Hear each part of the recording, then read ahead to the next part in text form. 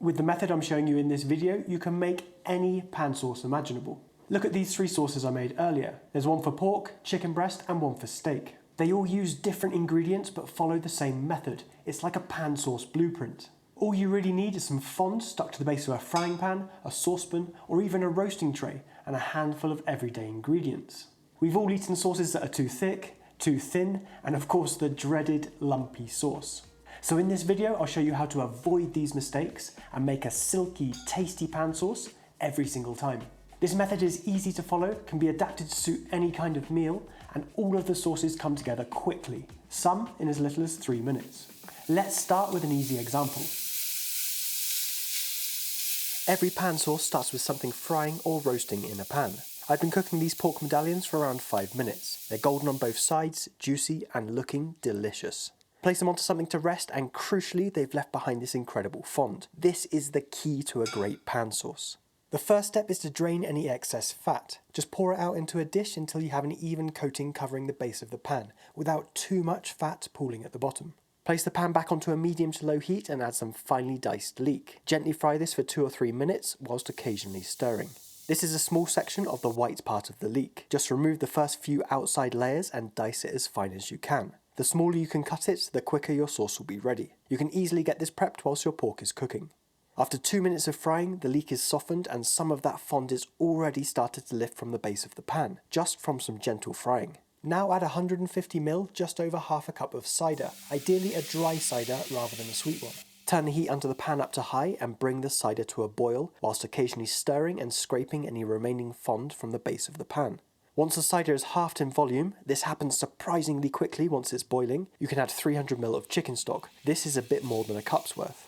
Bring that back to a boil for 1 to 2 minutes until you have roughly a third of the original volume. You could use a pork stock if you happen to have one, but 100% pork bone broths aren't too common in European recipes. Once the stock has reduced by around 2/3, turn the heat down so the sauce is simmering and add a heaped teaspoon of mustard. I'm using a whole grain mustard, and a Dijon mustard would also work well. Whisk that in and you'll see your sauce thicken pretty much instantly. At this point you can add any resting juices from your meat as well. Now for me, this is the most important step of any pan sauce, getting the thickness of the sauce right. A good way to gauge this is by dragging your spoon through the sauce, and if it leaves a trail behind it like this, then you're good to go. Turn the heat under the pan off, taste it, and adjust the seasoning with salt if needed. The sauce will seem too thin when it's in the pan, but when it hits the plate, it'll set just a little more, and you'll be left with a delicate sauce that coats the meat perfectly. So here's the pan sauce recipe structure that I got taught as a young trainee cook. You'll always start with a pan, a tray, or something with some kind of fond stuck to the bottom. Whether it's from pork, chicken, fish, beef or lamb, you get the idea. The first step is to drain any excess fat. You want the base of the pan to have a thin, even coating. Next, the frying stage. This is where you'll cook whatever allium you're choosing to use. This is commonly onion, shallot, leek and garlic. This is also where you can add other things like pancetta, mushrooms or whole peppercorns. We'll go further on this a bit later. After that, you need to think about how you're thickening the sauce. Ingredients used to do this are flour, cornstarch, mustard, cream and butter. These ingredients all get added to the sauce at different times. Next, the alcohol step. This works in a kind of tier system. So for weaker alcohols like cider or beer, you'll want around 150ml. For wines, you'll want around 100ml. And for spirits and stronger alcohols, you'll want to use around 50ml. All of these amounts are for 2 portions of sauce. And I'm saying roughly because you don't have to measure them exactly. Just don't use 200ml of tequila or your sauce will be like firewater. The alcohol step can be skipped altogether. You'll have to adjust the flavour of the recipe with something acidic, and I'll show you how to do this in the last recipe as well. Next, the stock. In all of the recipes today, I'm using a store-bought bouillon powder or cubes. I'm using this to show you that you don't need a gelatinous 6-hour homemade stock to achieve high quality results. The last step is to dial in the thickness, taste it and adjust the seasoning. That's a basic pan sauce structure. You can follow this method for any sauce you like. The only variable is the thickening step. So here are the points where you would add the flour, cream, cornstarch, butter and mustard. All of this information is posted on my website with the pros and cons for each thickening method and more example recipes, so you've got a guide to refer to. There's a link to this in the description. Let's look at another recipe so you can see some of this in action. This time I have a chicken breast that's been frying on a medium heat for around 7 minutes in total. Same as the pork chops, just put it somewhere to rest whilst we make the sauce. If you're worried about the meat cooling down too much in this resting period, don't be. As long as whatever you're putting on isn't cold, then the meat will hold its temperature just fine. If you want to be double sure, then cover it with something whilst you make the sauce. Drain the pan and place it over a medium to low heat. This time we're adding around a dessert spoon of finely diced shallot. Once again, the finer, the better. This will cook really quickly, so stay with the pan, stirring them regularly. After around a minute, they'll be looking more translucent. Now add 100 ml of white wine. A rosé would also work well for this recipe. Turn up the heat under the pan and bring the wine to a boil whilst occasionally stirring. And once it's roughly halved in volume, add 300 ml of chicken stock. Bring the pan back to a boil for around 2 minutes or until you have roughly a third of the liquid, like this. Now turn the heat under the pan off. Then add a cube of fridge cold butter whilst whisking. And if you want the sauce a bit more luxurious and you're not scared of butter, then add another cube after that and whisk it in as well.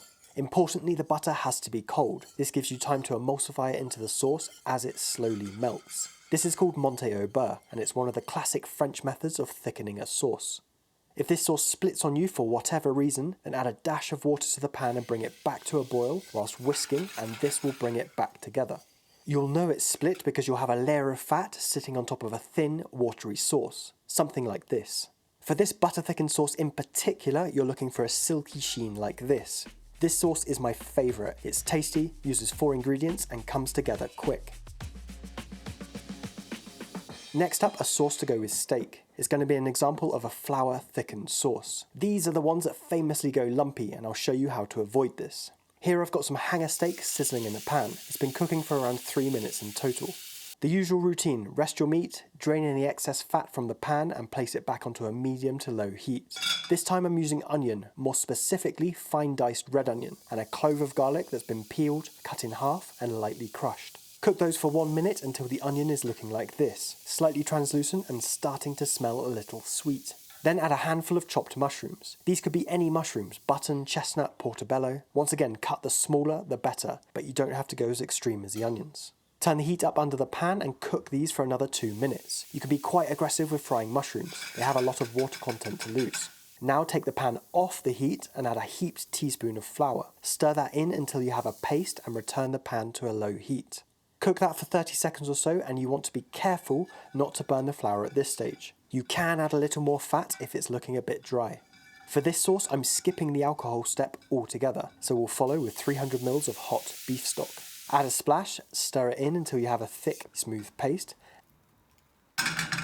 Then gradually add the rest of the stock in 2 or 3 stages while stirring. Adding the liquid in stages like this is what prevents lumps. Turn the heat up under the pan and bring it to a boil. Cook this for 2 to 3 minutes. Because this sauce has no alcohol, it needs some tartness or acidity to lift all the other flavours. A dash of vinegar would work well at this stage, but I'm going to go with a teaspoon of red currant jelly. The idea is not to taste the red currant or the vinegar when it's mixed into the sauce. All it should be doing is unlocking and enhancing all of the other flavours that are already in the sauce. Remember to go a bit thinner than you want to be in the end. This rule applies the most to flour thickened sauces because they tend to set much more when they're on the plate. To me, this sauce has the classic French home-cooked flavour. It's rich, beefy and delicious, and the mushrooms take it to another level. If you want to use the fond from a roasting tray for your pan sauce, then you have 2 options. You can deglaze the tray with stock, water or alcohol and complete the other steps in a saucepan or a frying pan. Or you can be a maverick and do all of the steps in the tray just as you would with the frying pan. Just know this is an easy way to burn yourself. By now you see the structure of this pan sauce method working in its different ways across these 3 recipes. Pan sauces are a simple, quick way of taking everyday weeknight meals up to a new level of flavour. And if you're looking for another recipe with big, bold flavours, go watch this video next.